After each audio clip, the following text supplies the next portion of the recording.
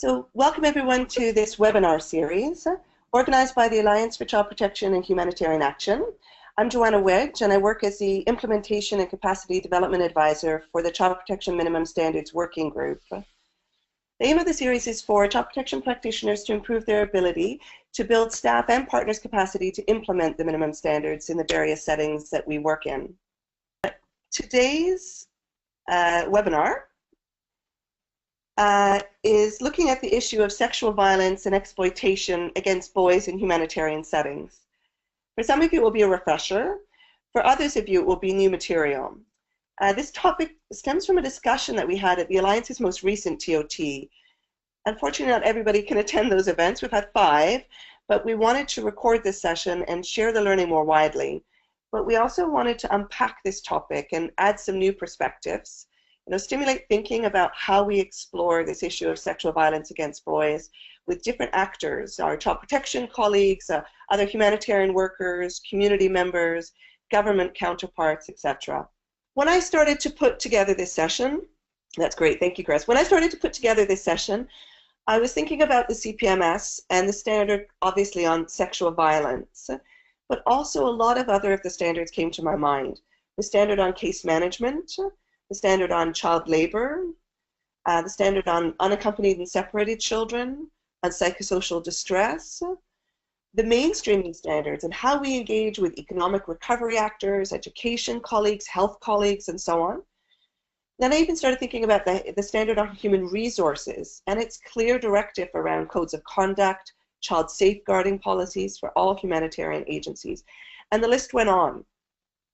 But I also started to think about the standard that we have in the CPMS about protecting excluded children, because we don't hear much about this form of violence against boys. Their perspective seems to be more invisible or more excluded, even though clearly some of their issues are different than male survivors of sexual violence, girl survivors, and women, and so on. So when considering sexual violence, and the term is broadly defined within the CPMS, we need to think of the range of forms it takes for boys in a conflict or natural disaster setting. The sexual violence they may experience as a direct consequence of warfare, such as rape or sexualized torture, the sexual exploitation that some boys, amongst others, experience as they struggle to survive in humanitarian settings, whether it's survival sex or pornography, etc. The sexual abuse that is the reality of some boys in their own homes or families, abuse that may have been happening prior to the crisis or not, or may have changed in some way because of the new dynamics that are afoot in the humanitarian setting. So we won't be able to go into depth in all of these areas, but we are interested in hearing of any of your research and training experiences across all of these challenges to boys' protection. And then I should stop with the introduction and turn to our speakers themselves.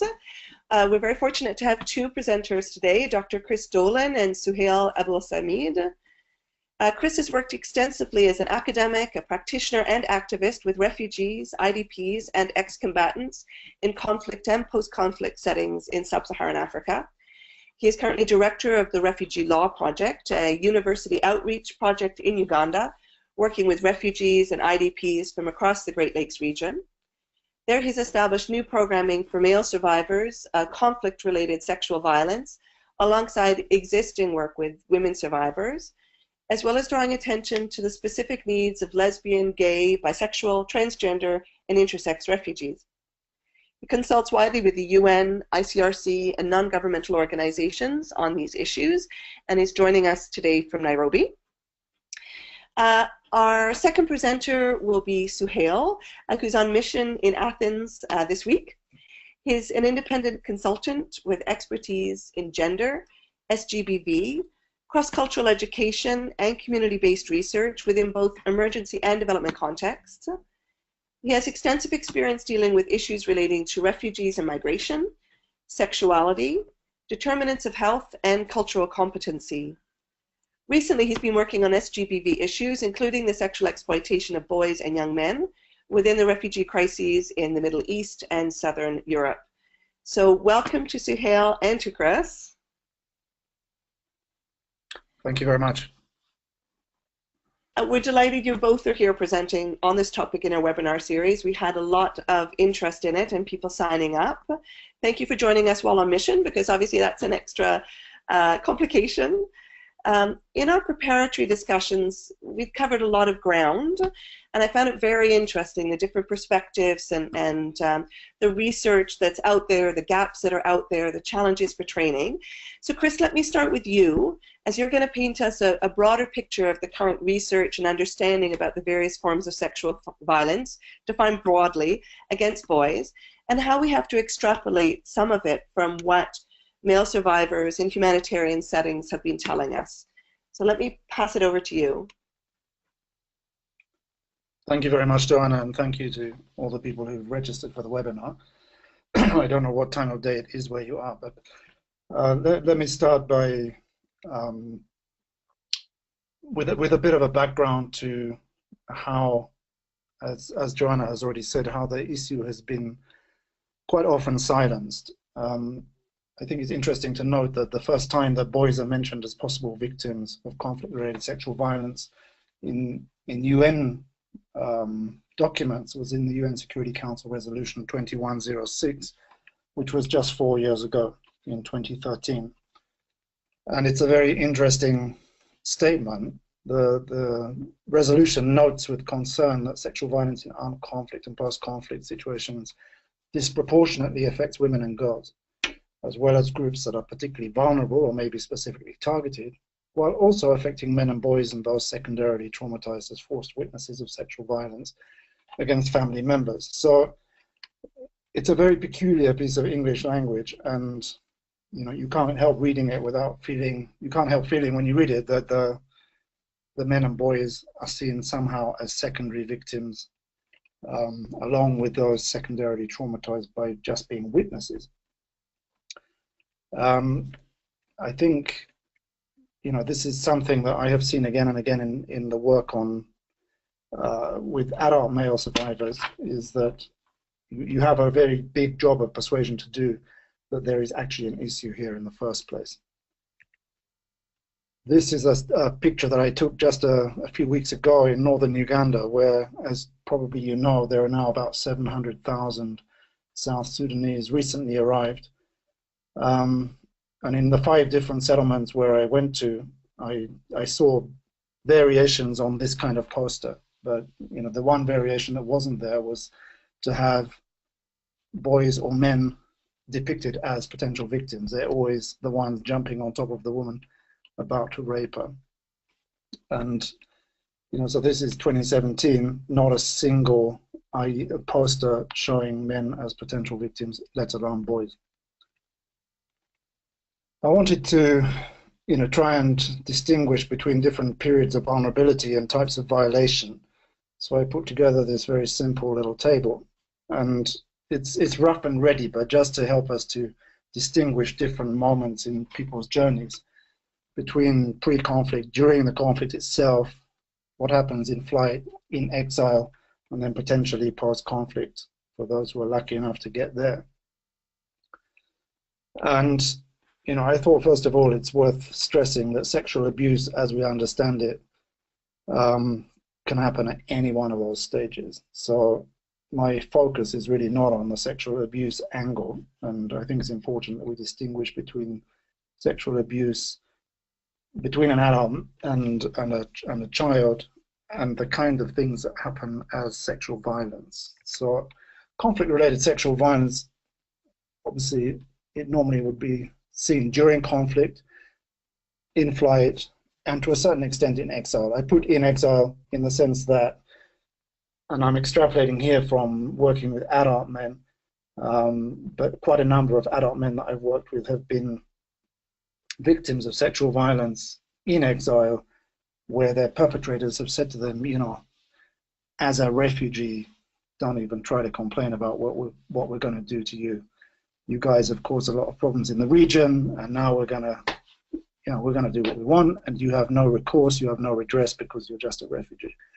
So, I imagine that that kind of victimization would also extend downwards to boys below the age of 18.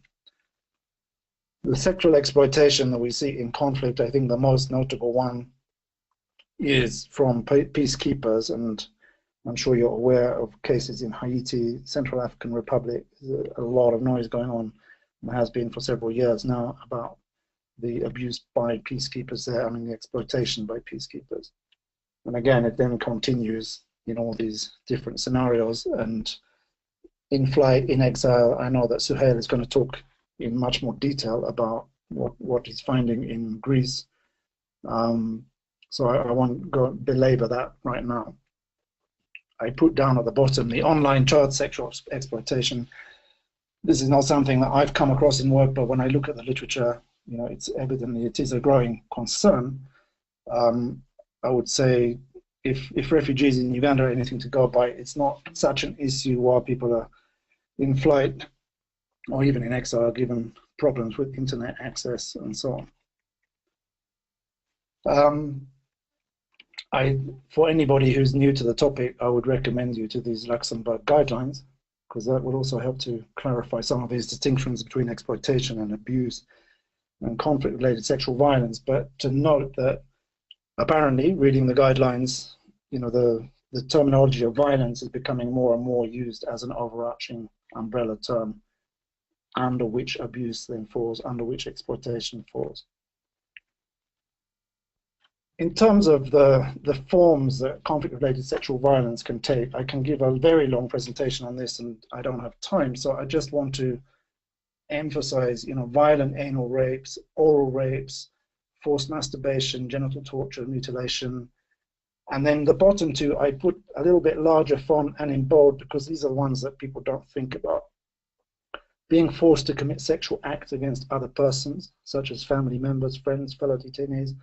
Being forced to witness sexual violence being done to others. If you remember the Security Council resolution, it talks about witnessing as some kind of secondary form of traumatization. I think that sort of vastly underestimates what an impact it has on children, both boys and girls, to watch their parents being raped, etc. Having said all of that, the evidence, I was asked to talk about the evidence. To be honest, I don't think there's very much done out there that is specifically focused on conflict-related sexual violence against boys. but if you're looking, you start to find it in all sorts of different places.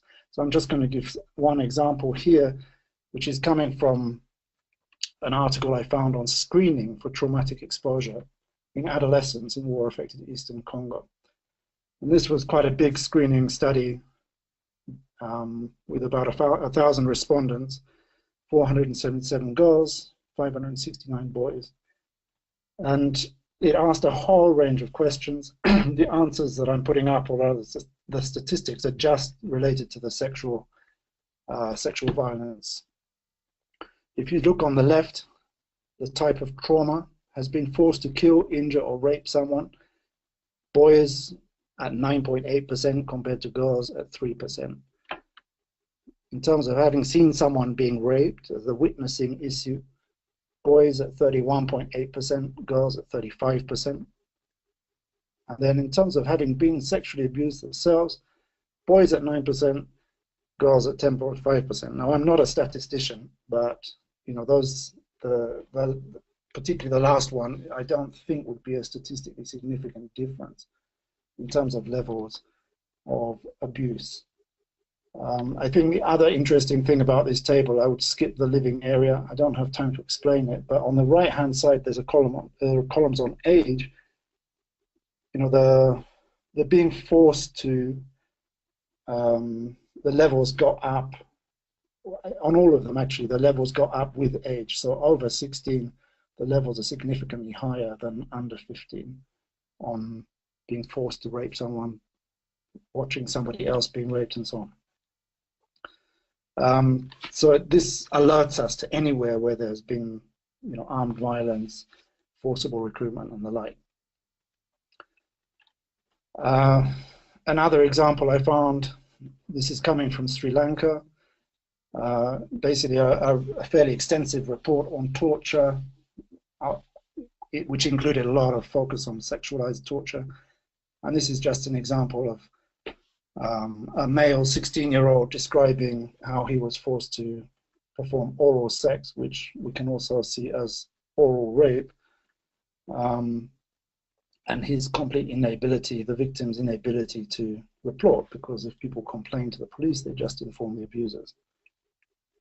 So that's coming from a report by the International Truth and Justice Project in Sri Lanka. Often, I think one of the problems we have is that we don't ask the right questions.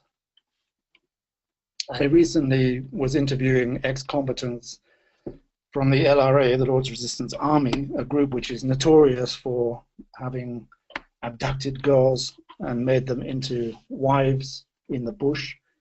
But when we started asking in depth, we found that a number of the men had also been abducted as boys and then also forced into sexual acts with unmarried women soldiers.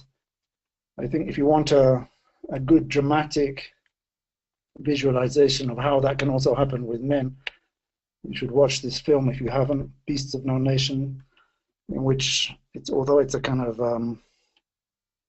it's a fictional account, but it basically compiles all sorts of information that rings very true of the kind of scenarios we're talking about. So it's quite a good film as well. Another thing to highlight is the way that boys are often subsumed into this umbrella term of children. It's quite paradoxical. When we talk about sexual violence and there are more women and girls affected, we emphasize that by saying that they are disproportionately affected, as the UN Security Council resolution did, in fact. But when there are more boys than girls, we underemphasize it by talking instead of children being affected. And I just want to give you some examples of that. Just a few days ago, MSFC, they're picking people out of the Mediterranean, tweeted that 15% of those who arrive in Italy are children under 18 years of age, and the vast majority are unaccompanied.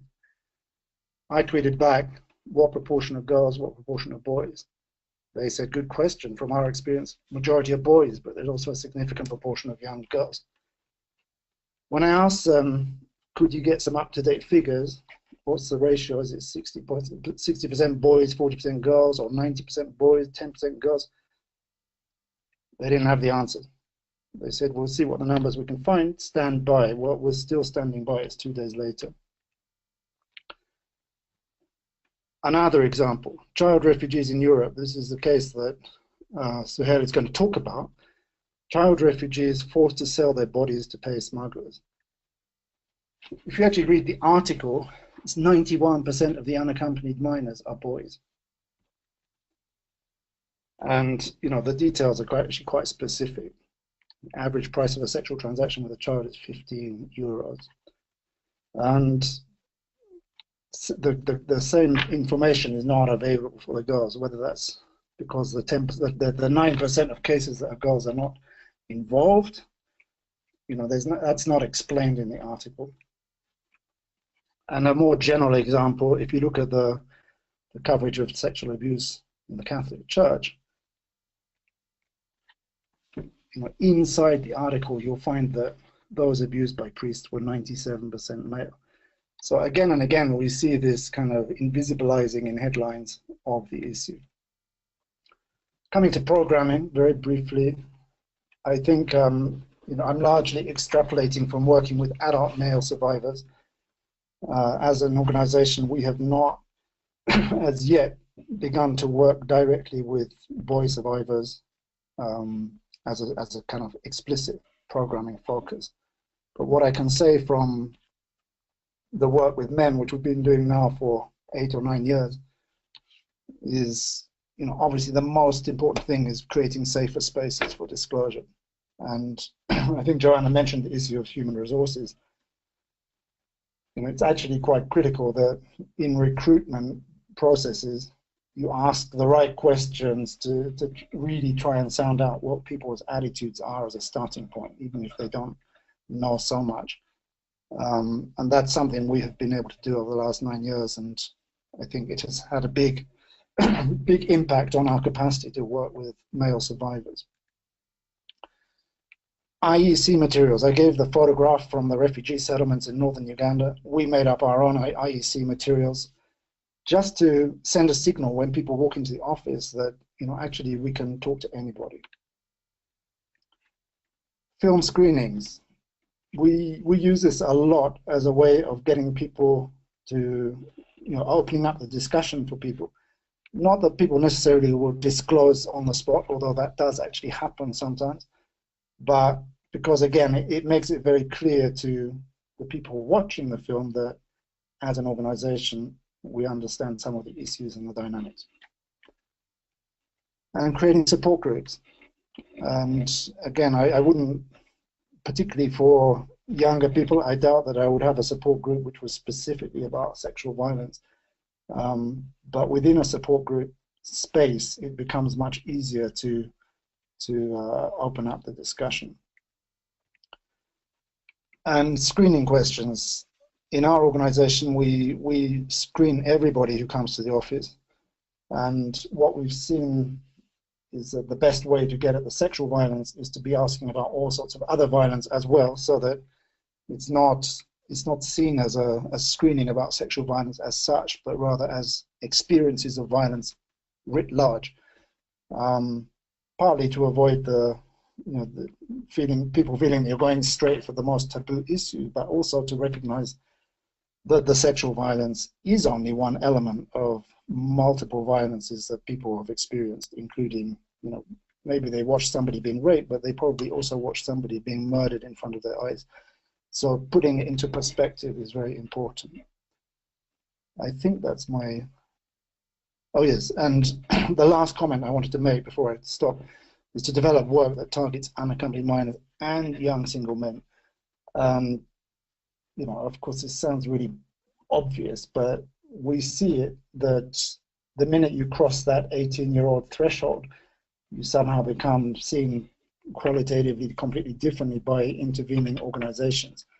And that is a really big challenge, because the disclosure of sexual violence is often something that can take many, many years.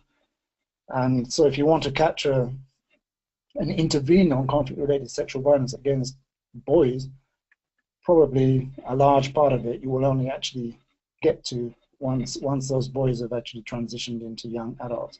So I think that's an important point I wanted to emphasize. Let me pause there, because I think that my time is up, and I will come back with a couple of comments on the training as we get into the second part of the discussion. Thank you very much. Thanks, Chris. And I think it's a great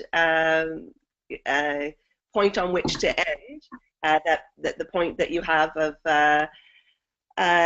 you know, that we need to make sure that we have some programming that reaches across both children and young single men, because this is a point I think that Suhail is going to start on. So before we take questions from the audience, let's pass over to Suhail. Okay, my pleasure. Okay, great. Thank you so much for bearing with my technical difficulties, and thank you, Chris, for that setting the tone and that context.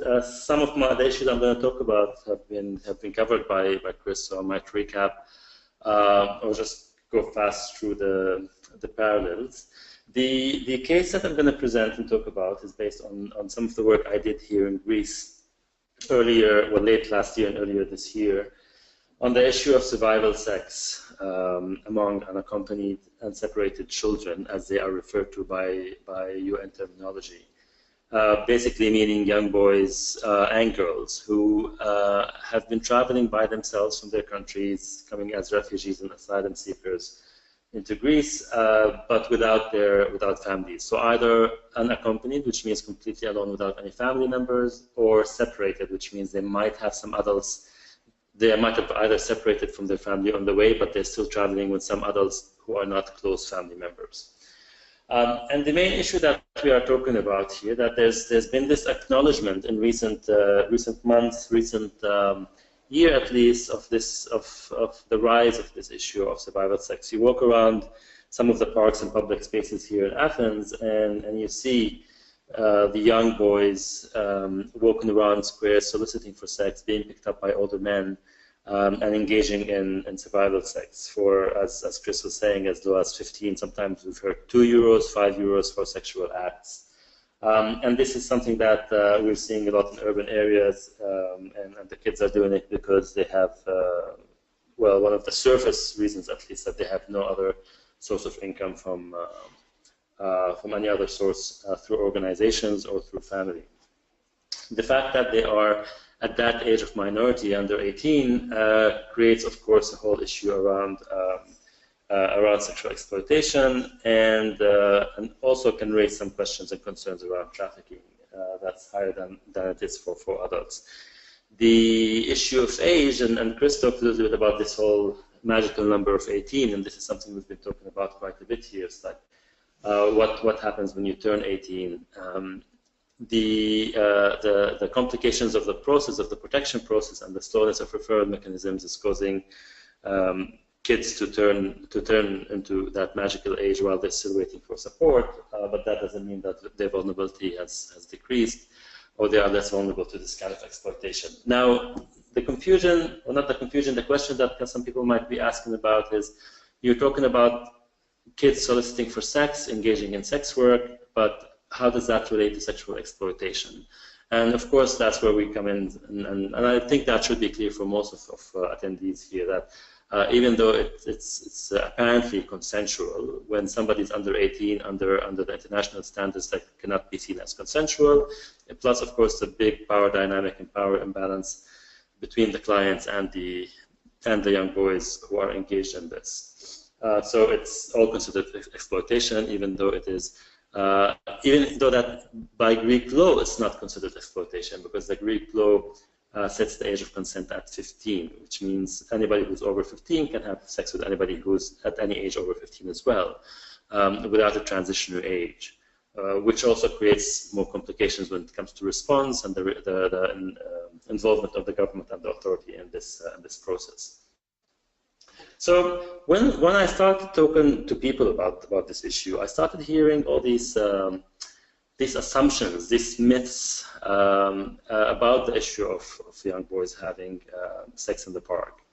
And what you're seeing on screen there are not statements, factual statements, are the things that I've been hearing from people, and some of them are very troubling, and some of them have some truth behind them, but they are guiding the research process and the knowledge production process. So, for example, we are talking about how this is an issue that concerns boys only, while not really concerning girls. So there's a big element of truth to that, in the sense that, of course, as the numbers said, and Chris presented those, there's much higher numbers of unaccompanied boys than girls in Greece and in Europe in general. The numbers are as high as was presented earlier, over 90%, and this is true and documented.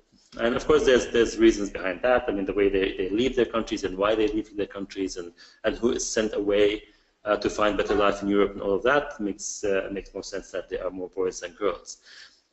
Which also shows us that when we go out and look at the public spaces where this is happening, yes, we are seeing boys almost exclusively who are engaging in this practice. There are older women, adult women, who might be engaging in sex work in public spaces on the streets, but we have not seen any evidence or heard of stories about girls who are engaged in that. Now, this again does not let us forget that girls are being sexually abused and exploited within the camp systems and accommodation centers and different places where they are living, but not in the same solicitation kind of model of going out publicly soliciting for sex in public spaces, which is what this research was concerned about. And we talk about Afghans and Pakistanis often when we talk about this, and less, at least a few months ago, was less and less about Syrians and Iraqis and others. And this was also kind of the thing that you see publicly when you go out, and there is an element, there was at least more of an element of truth to that. I'm not going to go into that, the historic factors that led to more victimization, vulnerability of the Afghan Pakistanis. But we are seeing now that the longer the Syrians are in this situation, the longer they are staying stuck here in Greece, the longer they are desperate and frustrated. We are seeing more and more evidence and stories about Syrian and Iraqi boys engaging in survival sex as well. So this is changing. And one of the more troubling myths and stories that I was hearing from multiple sources when I started, and multiple people have been repeating it, is that this is a cultural issue, that the Afghans have this in their culture. There's this culture of dancing boys, where the warlords and the tribal leaders will bring young poor boys to dance for them and then have sex with them. And although, I mean, there are some stories that are real around that, and lots of Afghans saying, yes, that does happen. The troubling thing with the statement that it's repeated in a way that makes it sound like this is culture, that this is accepted in the culture, that this is not a huge deal for them because they are used to it, which is, of course, not true, because what's happening in Afghanistan is in very, very, very small numbers, and it is sexual abuse and exploitation. It's not cultural, it's not consensual. And it's happening among the poorest of the population. And when we talked about people who are trying to do response work, the confusion between sexual behavior and sexual identity was sometimes prevalent. So you're talking about boys having sex with men. For most people, will start thinking about gay identity or an LGBT kind of work that needs to be done. So the response would be, okay, let's support them to come out or practice their sexual identity in a healthier way, which is of course extremely problematic. Not because some of them might not be gay and some of them might be, and the majority are probably not.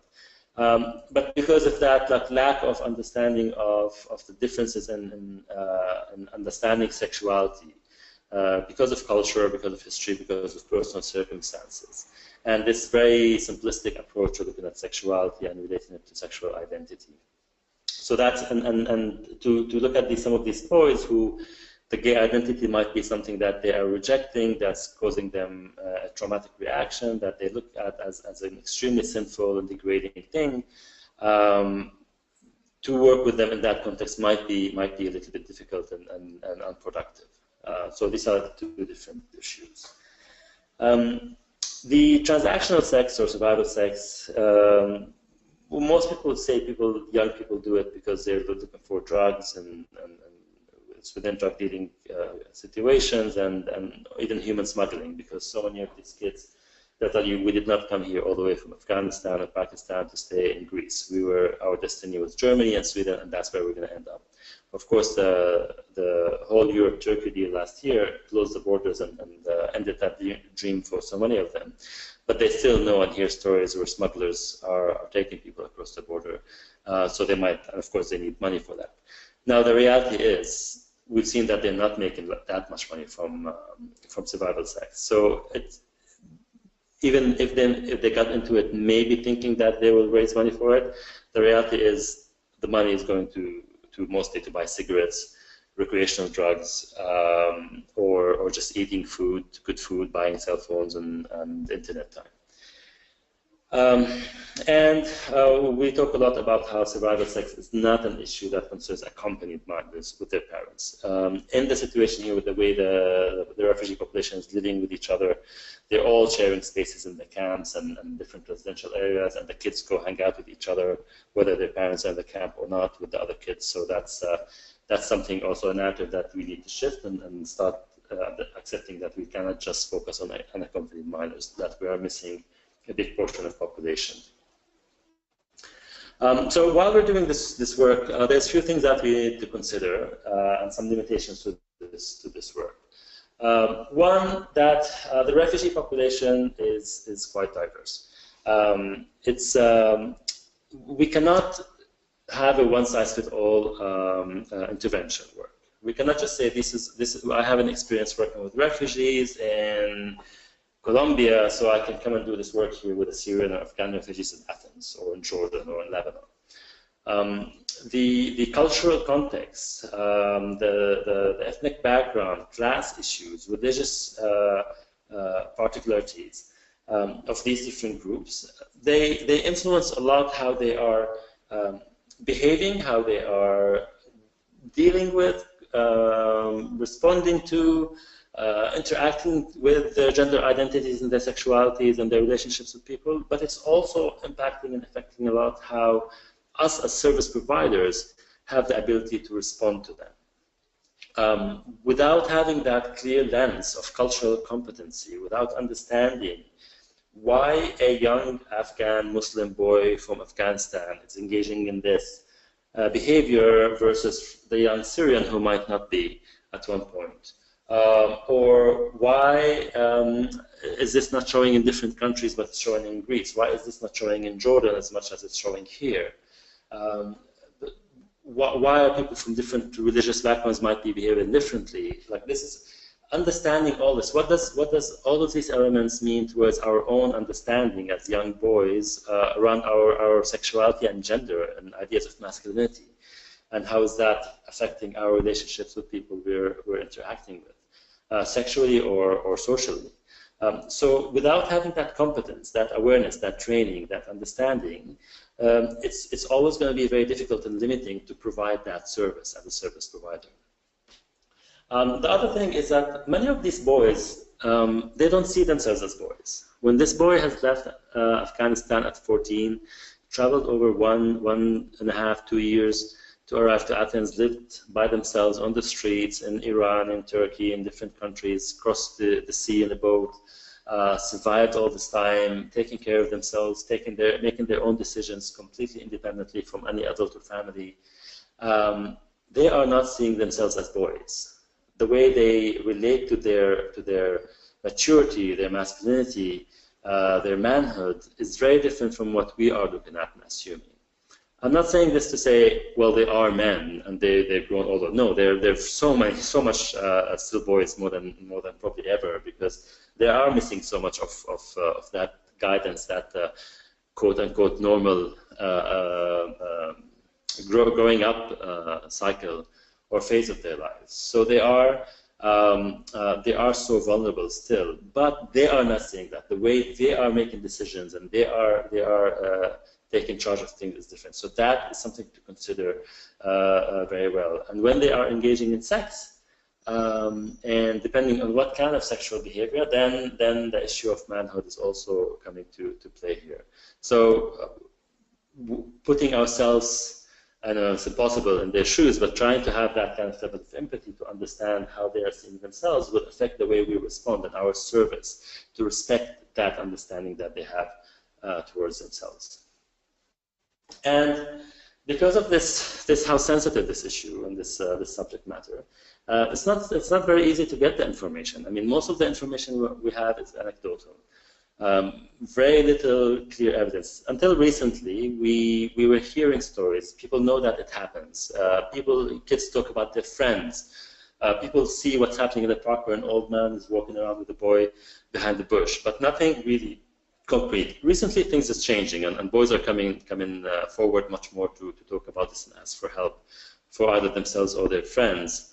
But it is very difficult to bring out the information and to pull it out because of this issue of shame and fear and insecurity because they're engaging in this very sinful, very degrading action of having sex with other men.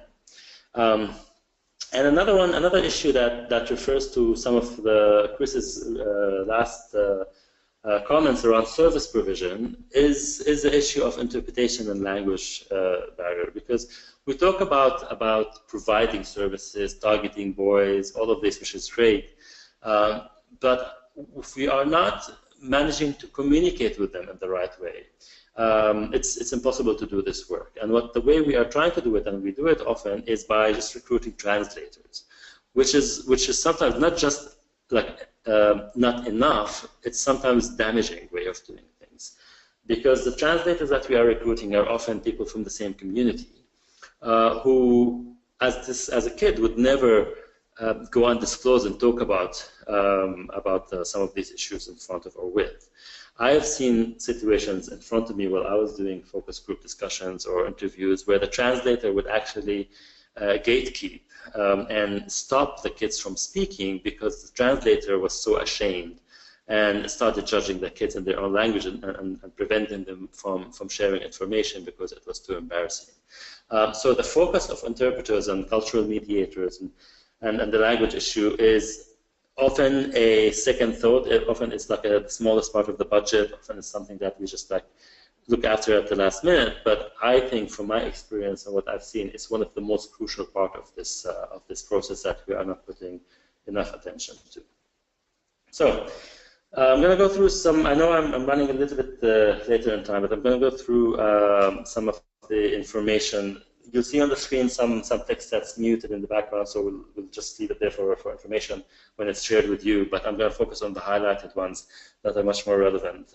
So when it comes to these young people, the sex work, of course, is almost never their first choice. However, it seems like to be it's the safest choice. When you look at the legalities of things like drug dealing and theft and things like this and smuggling, it's safer to go and behind a tree or in a private apartment and have sex for money where it's not very possible that somebody will arrest you, or even if they do, you are a child, you're not really in trouble, than doing some of these other things that you might engage in. And of course, the psychological impact of this practice is huge, is severe. As I said, some of these kids, this is the first time they're having sex. This is the first time they're learning about their bodies. They are doing something that is so sinful and degrading and humiliating for them. And it's so impacting their sense of identity, their masculinity, their sense of self-worth. And that's something that we are not really studying very well. And the ideas of what sexual behavior is masculine and what is feminine, in simple words, when sex between men, who's top and who's bottom, and how boys use that to show their machismo, their manhood. You know, there's the boys who will come and show off in front of their peers, their kids, saying, "Hey, I went behind a tree, I went and effed this older guy and I got 60 euros. And then there's a kid who will be completely ashamed because he was on the receiving end of the penetration act, which is extremely humiliating and demonizing, and that's seen as feminine. And that, of course, lots of you who work in probably non-Western contexts will hear this a lot. You know, if you're somebody who is penetrating, you're not seen as gay, you're masculine, this is not a homosexual behavior, it's okay. It doesn't change your identity. If it's the other way around, then it's seen as feminine and humiliating. And on the level of institutional and programming kind of interventions or information, as I said, the translation interpretation was one of the biggest barriers that we looked at. In the specific context of Greece, there was lots of other things here around camp services and referrals and all that, but we'll not get into that now. So for this whole story, I mean, I think it's really imperative and important to consider the full picture of what's happening with kids, the social, political, historic, economic circumstances that led to these kids' engagement in survival sex, and the lack of sense of self-worth, dignity. I mean, these are people who everybody in the system has told them, you are not good enough. You walk in the street, you see the other European kids going out for ice cream, hanging out with their parents, playing, going to school, going to the movies. But then, no. You can be stuck in this camp, you can sleep in the park. We're going to eat that crappy food that we're going to give you in the shelter that some of them don't even eat because they don't trust if it's halal or not. You're going to share a room with like 10 other people you don't know and care about and maybe you don't like. You're going to wear this the same clothes for the whole month, and maybe once every couple of months we'll give you a new T-shirt because you are Afghani, because you are Syrian, because you are Pakistani. We are going to tell you what to dream about, and your dream is to figure out something here in Athens, in Greece, or go back to Afghanistan, not to go continue to Europe as you wanted to Germany and Sweden, and start that life and send money to your parents. You have no agency, you have no dignity, no self-worth as a full human being, just like all these other people you see in the street. We are telling them you are not worthwhile, and that for me is a bigger story.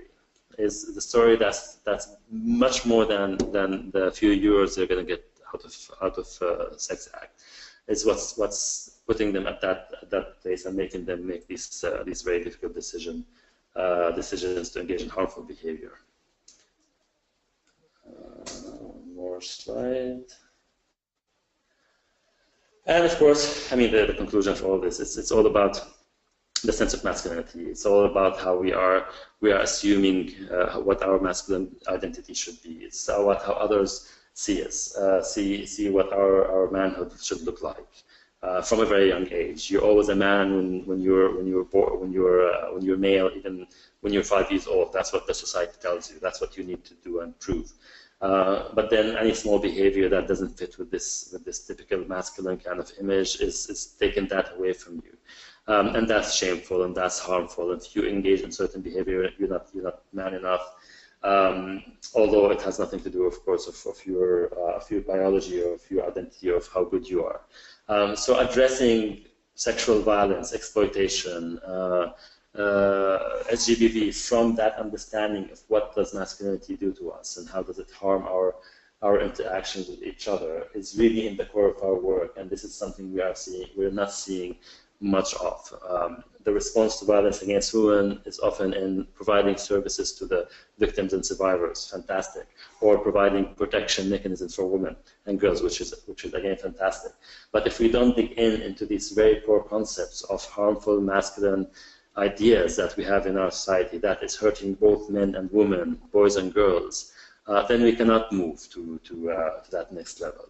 And every person has its own story. Every young boy, every young girl has their own story. We cannot just have this one model of intervention and go travel and rove around the world doing it and applying it. And I've seen the gender trainers who go around, have this one training that just kept repeating over and over again in wherever they are in the world without understanding that cultural kind of background, that cultural context, that particular lens to look at it. And that's what we need to start planning actions and interventions. So I guess this is it for now for me, and I think there might be a polling question after, and I'm happy to take your questions. Great, thank you so much, Sunil. We turn to some questions. I can see one question, which is from Jennifer, I think it is. Yes, Jennifer Rosenberg. So Jennifer, I'm going to unmute your mic, and let's see if you can. Hi, can you hear me? Yes, we can. Go ahead. Great. Thank you so much for both of those presentations. They were really provocative and informative. My first question is for Suhail, and it's just about terminology. And there seems to be this interchange or conflation of sex work, survival sex, and transactional sex. And in my experience, that terminology ends up really making a difference in terms of how service providers perceive this issue and how refugees themselves perceive it. And so I was wondering if you had thoughts about whether some of them are better than others, or some are pathologizing, or some work better for adults versus children, mindful that this arbitrary cutoff of 18 is problematic. Right. Thank you. No, great question, and this is something that we talk a lot about in the sector here. They often come from institutional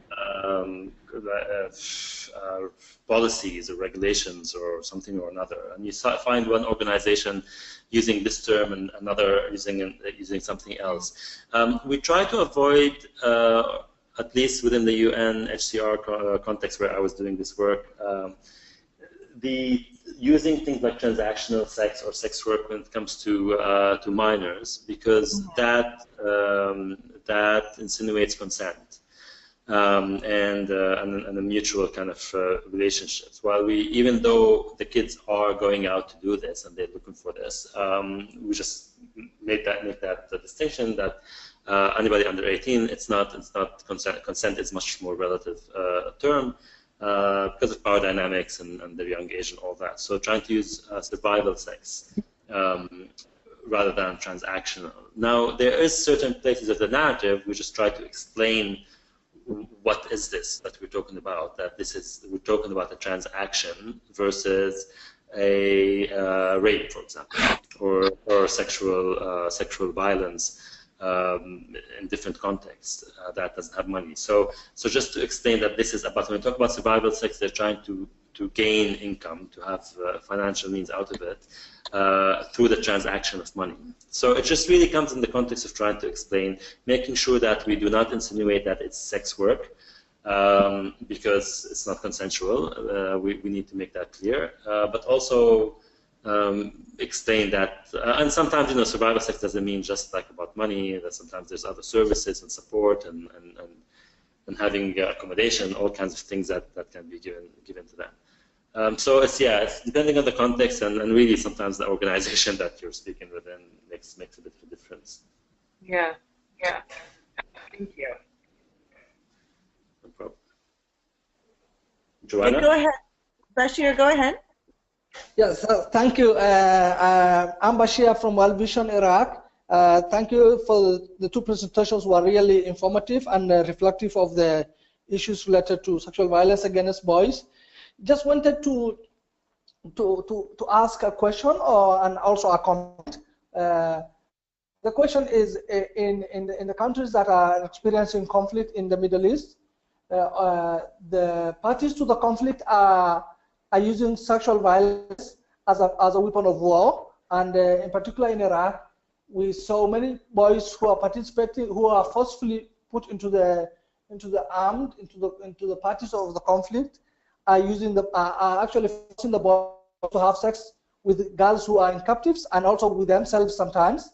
So in such a case where boys have been forced by the senior competent, senior commanders to have sex within themselves or even sex with girls, and the boys are finally displaced and moved to IDP camps, what kind of programming can we do? Because we had a few cases here in Iraq, and we really didn't know how to handle boys who have had sex with themselves, with other boys, and how to engage with them. So it became a bit of taboo within our programming, many agencies in the region, on how to approach such boys. That's one part. The common part is we had quite a number of separated boys and unaccompanied boys who wanted to live independently in their own tents as a group. And after some time, we realized that the younger boys were forcefully being molested by the bigger ones, and there was sexual contact happening. And as a result, we had to kind of adjust our programming in terms of how we support separated boys and unaccompanied boys as well. And just wanted to know if, because I understand in Greece, there's also the same modality where boys from this region, Syria, Iraq, are also kind of requesting to live independently, and if these kind of things are happening, or if this has not been raised, it could be potentially an issue that's happening, but you may not be able to know. So just wanted to put that on the floor as well. Thank you. Thank you, Bashir. Suhail, do you want to take that second question first? Sure, and I know that Chris is going to talk about service provision after. What's happening in Greece here, that the independent living model has been talked about with some kind of support for minors, but so far has not been implemented. It's always been independent living for people over 18. What they have been trying to do, because it is very complex and it's not very easy, there's not enough resources, Greece is having its own financial crisis, to provide proper support for these minors. What they've been doing is creating what they call safe zones in some of the camps and sites where refugees are living. And I'm not sure if it's the most efficient way of doing things, but this is for the ones who will not have spaces in the shelters. So the first course of action is to move them to shelters, specialized shelters for young people, with enough supervision, with enough support, with enough programming and monitoring that will prevent this this exploitation, this abuse from happening. And now I have a sense that some of the examples you've mentioned earlier had to do with young boys having sex with each other in these accommodation spaces. And that's where I want to have a discussion from looking at that as by itself necessarily a bad thing, because I mean they might be young boys having relationships with each other, and I mean depending on the value system of the structure we work with, that's not necessarily something that's bad, right? That's as long as there's no forced sex, there's no abuse, there's no exploitation. So I will not comment clearly on that. But in terms of programming, it is providing spaces that are particularly in the form of shelters at minimum. Of course, if we move into foster families and supported living, independent living with adult mentors and supporters and spaces like the SOS model, for example, that'll be great. But I know that Chris has more to say on that. Chris, do you want to speak to that second question, or do you want to jump in around the sexual violence happening within conflict settings, and then how we work with those IDPs or refugees? Yeah, I thought I'd come to the that latter issue. I think the most important thing is if you're working with somebody who's been through that kind of experience, there seem to me to be two major issues that you need to provide a lot of counseling and reassurance on. And the first is that that when you've been involved in such acts and you've been forced to commit such acts, you're not the perpetrator. It's the person who forced you to commit the acts who is the perpetrator. And that is well understood in international criminal law. Not that may be their primary preoccupation, but I think it's very important to reassure people that under these kind of circumstances, your body can be turned into a weapon against you yourself, in the sense that very many boys and men can be made to erect and to do all sorts of things, or their bodies can be made to do it, even if it's the opposite of what they feel they want to do themselves. And as service providers, it's important to understand just what an attack that is on the victim's sense of their own identity as a moral being, their self-esteem, and and to understand that this kind of forcing abductees, for example, into whether it be rape, whether it be killing, is such a common way of trying to alienate the abductees from their own communities, from their own families. And I think it's just important to bring all of that into the discussion.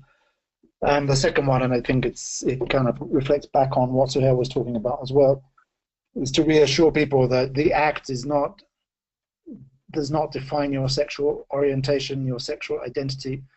The fact that you've been involved in these acts, whether it be a boy who might turn out to be gay who's been forced to have sex with women, or a boy who will turn out to be straight who's been forced to have sex with other boys or other men. Getting that understanding that the sexual act is not your sexual identity and is not your sexual orientation. That seems to be the most critical support that you can give to someone. And I would say with just about the majority of the men that I've worked with, that discussion has come up. It comes up again and again and again. In the Great Lakes region, people associate act and orientation, and they see them as synonymous. And so getting the two distinguished is absolutely critical. So let me stop on that. Thanks. All right, thank you. I know there's two other people with their hands up, but because of time, I'm going to ask you to keep your hand up or type your question into the question box, and hopefully we'll have a chance to come back to it in a few minutes. But I did want to turn our attention to looking at training and the challenges of training on sexual violence against boys.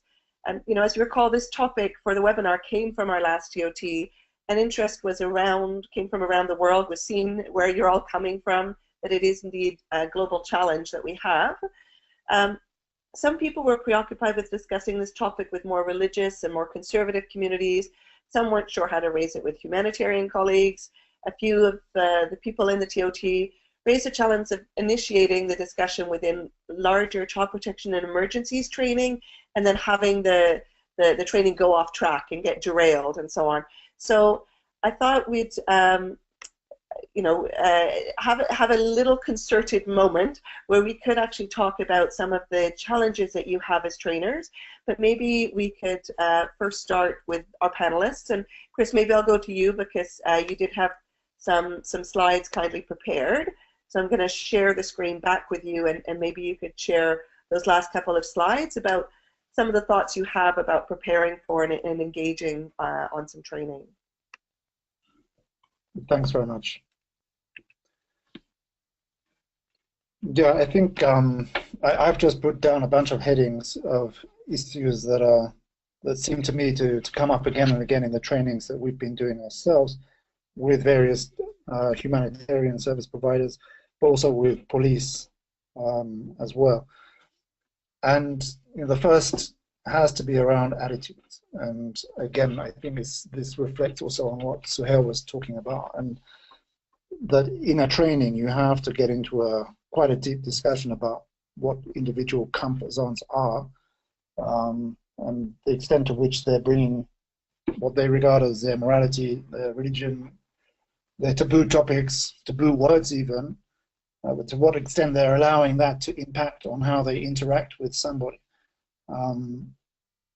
If you're somebody that has a problem saying anus or penis or vagina, and there are very many cultures in which those words are all highly taboo, then you're going to have a problem discussing what exactly happened and what did you have to do or what happened to you.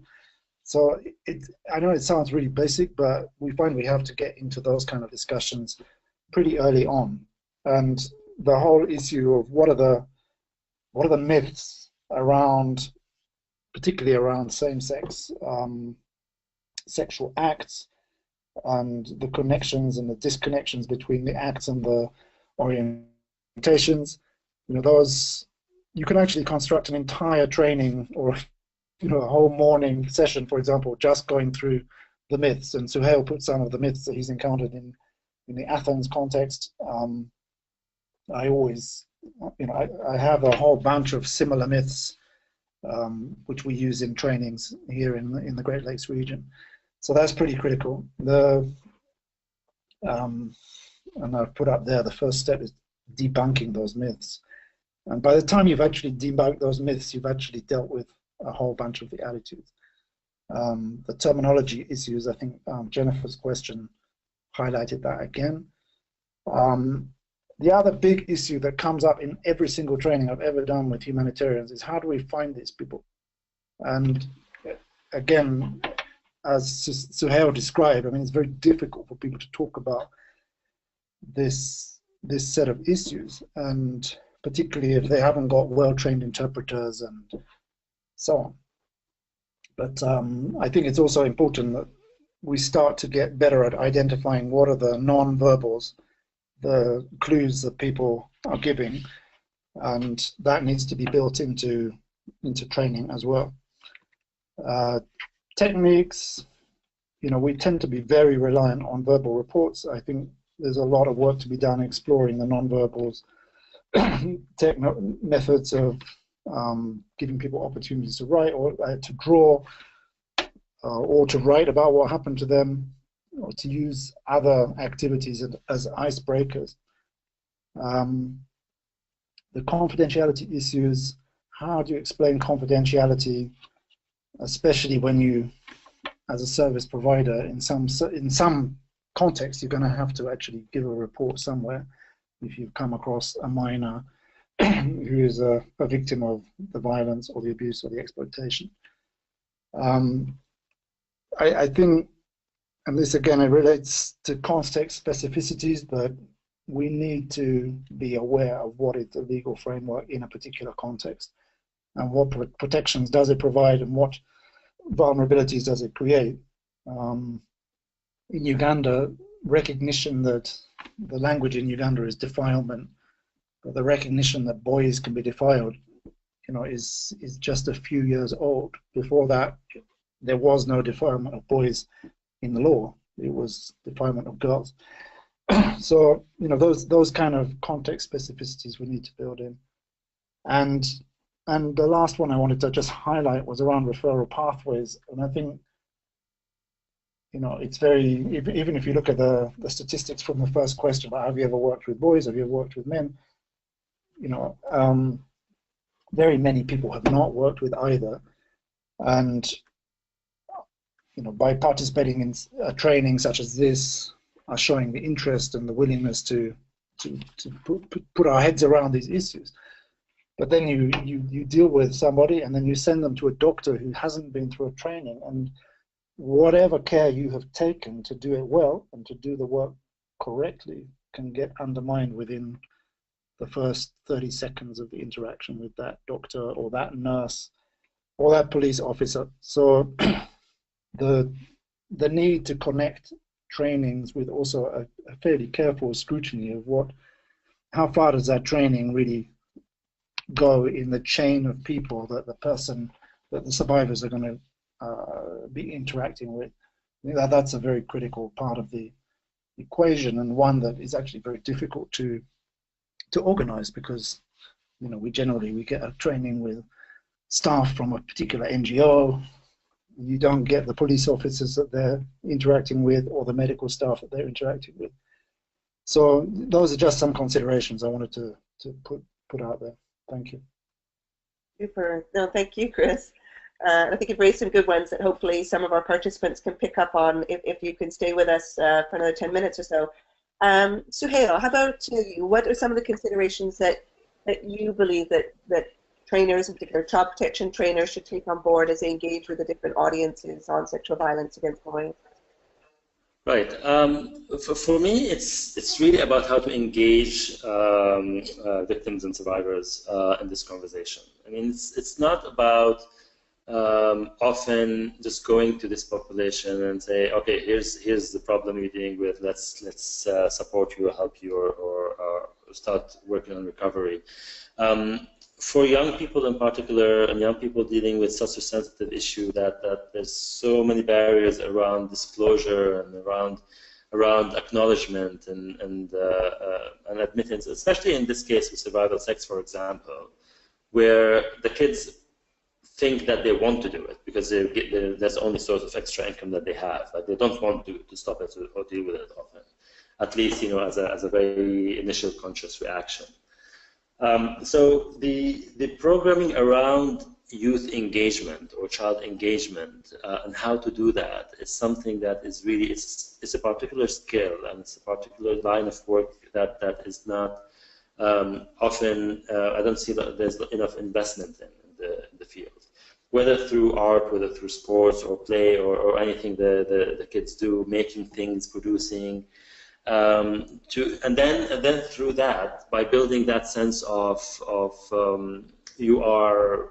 we see you as a quote unquote normal human being, you know, that we can play with, and we can, you know, trust to ask questions and to chat with and to cook with and to eat with and do all of these things. Then that young person will have that confidence, building that rapport and confidence with the service provider.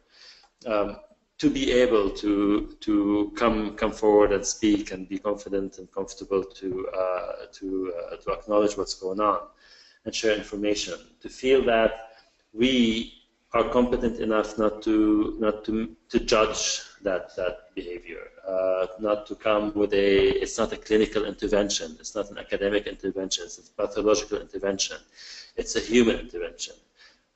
We are there to bond with these young people and support their process without our own judgment. That's very difficult to get. So that I keep stressing the cultural competency kind of training and orientation and capacity building, because once we get that, our language changes, our energy when we work with young people changes, and that builds that confidence and rapport.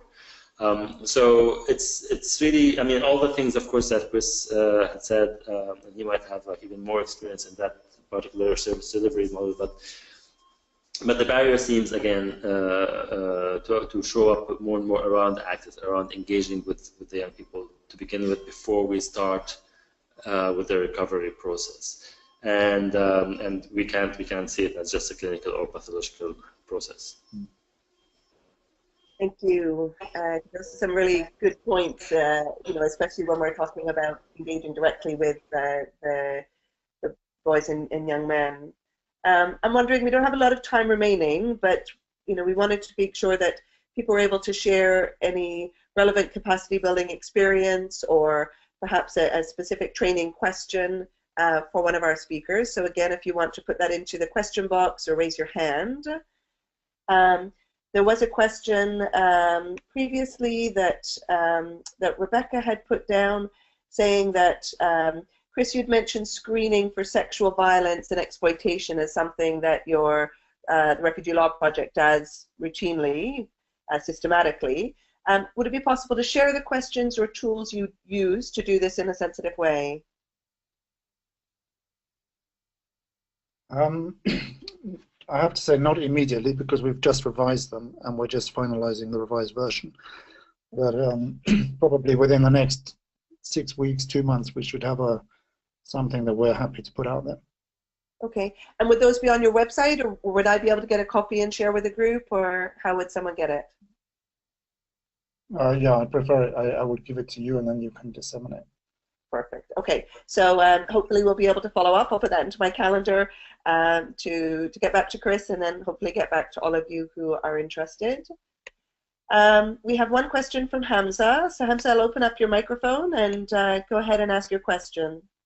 Yes, thank you for this great opportunity and great presentations. Actually, you answer of my question, but I have a couple of points I would like to share with you. We record number of in Syria, especially in camps, boys under 18 who have homosexual relationships, and I guess we can find bigger number of homosexual behavior in Afghanistan because of the time of war was great, and that's effect on the community behavior and their culture and values too. On the other hand, we don't have a sexual education in our school or any kind of monitoring from their parents right now. Some of boys are discovering, as you said, their identity as they are gays, and some of them, unfortunately, they lost their parents and especially their dads, and they look for someone to find that values of relationship between dad and son, and some of them had sexual abuse from humanitarian provider or from men in their community, especially in camps. So my question was how we can protect them and separate for this between our response and between this boys teenager who are get this sexual abuse and encourage them to complete their life. And also I would really appreciate it if you can share best practice guide or any similar tools. Thank you very much. Great. Thank you, Hamza, for your experience sharing and your question. I don't know if either of you want to speak to that. I know you're not child sexual abuse specialists, but do you want to touch on that, or? I see it more as a comment on what's happening rather than a specific question. I don't have something to add to it. Okay. We have one more question, which maybe we have time for. I can read it from Jennifer. It says, the question is for Suhail. Are there evidence-based good practices for working with minors engaged in selling sex from outside the humanitarian context that could perhaps inform our approaches, especially peer-led interventions? Does a rights-based approach to working with these young men also include providing information about how to sell sex safely, protect themselves from HIV, STI exposure, condom use, and thank you. Right. So two things. One, there's a big limitation that this is as we talked about a lot today, issue of boys' sexuality, especially around sex work and sexual abuse, is not does not have the enough attention, which also meant that there's not enough research and evidence and materials out there, literature out there around that. The work that's been coming up recently has been around conflict settings and situations, and I'm always hesitant to use those examples as evidence, because it's always been like, it's always short-lived, it's always transient. I mean, the nature of the refugee experience and the population work with is very transient. So in terms of like measuring evidence on long term, it's not easy to do. And of course, you know, to continue to follow up with young people and see what's happening with their life is also not very easy to do in this situation. I can refer though to some of the work that we did. We was engaged within Canada around harm reduction. That's probably what you're talking about. And the unfortunate thing is that although you have lots of evidence about the viability and the usefulness of harm reduction work in all kind of issues, whether sex or drugs or other stuff, it's still, there's a big struggle of introducing these ideas and concepts within the humanitarian and conflict context. Investment financially into harm reduction is very difficult. Within this humanitarian context, you'll find the actors who are involved are a mix of people coming from different backgrounds in terms of either cultural value system or practice modalities. So to get that kind of consensus on doing this, and then, you know, the financial backing around it is extremely difficult. But I do think, and some of the things I've been proposing in my proposals around the issue of survival sex in Greece has to do a lot with harm reduction. Sexual education, condom use. Some of these kids are charging much more money if they have unprotected sex than they would if it was with condoms. Some of them don't know much about condoms or use them or have access to them. And just like the skills of negotiating sex and negotiating their rights around that behavior, that interaction. It's not something that they do. It's not something that we are providing very well. Although that being said, there has been some attempts now here in Greece. UNFPA has just launched, and they're actually today doing a training of the trainer for it, a manual, a life skills and healthy relationship manual for boys, unaccompanied boys, that is focused on trying to prevent and mitigate survival sex issues. So and that's one of the first few attempts that I've been seeing here in this sector, at least in Greece. In some youth organizations I worked with in Canada, the community engagement model, the building community, has been for me the most powerful and the most successful, because lots of these kids, even if they're not in conflict situation, they are separated from their communities. They have been ostracized. They have been on their own, street involved, homeless, LGBT, all of these things. And what worked very well is when we support in the recreation of something that sounds like a family, that looks like a family, a familiar kind of community support. That makes people feel that they are not alone. They can share this information, that they can get support, that they are not they're not on their own. So that's really what I can say about that. I don't have much other than the recent work here in Greece with UNFPA, much of evidence-based response. Thank you, Suhail. I think we're going to have to wrap up there. There is one other question around mandatory reporting and how to handle that, but I will take that offline and see if we can follow up with Barbara, who's asked that question. We've gone quite over time because of the interest and interesting presentations, and we haven't lost very many people because there is such hunger for really discussing this and understanding more how we engage with young people on this issue, how we engage with community members and government counterparts, and amongst ourselves, preparing ourselves as trainers and as frontline workers. So I think there's lots more that we can be doing and should be doing and hopefully will be doing together over the coming months and years. I want to thank both of our speakers, Dr. Chris Dolan and Suhail Abul-Samid, for sharing their time and expertise. I think you've all really seen what wonderful insights they have and what interesting and compelling perspectives they have on working with boys on this topic. We will share their PowerPoints, so you will be able to go back and look at some of these or share them to generate discussions within your organizations and networks. I also want to thank Jed Gerlach of Plan International, who's been helping behind the scenes with the logistics around our IT. As I mentioned, a recording of this session will be posted to the Alliance website later this month. So do send your colleagues there, again, to stimulate more discussion internally and externally about what maybe our next steps can be in any particular humanitarian setting with your working group, or maybe at the global level with the Alliance. So we'll sign off. This is the final webinar in the current series. We have plans to continue the series in September. We'll be adding in new topics, so please do be in touch if there are topics that you would like to see webinars focus on. But also we'll be redeveloping some of the topics that we've had in the 7-part series in French, in Spanish, and hopefully also in Arabic. So with that, we'll sign off. We'll wish you a very good day, and we hope that our paths will have a chance to cross again in the coming months. Thank you so much. Bye for now.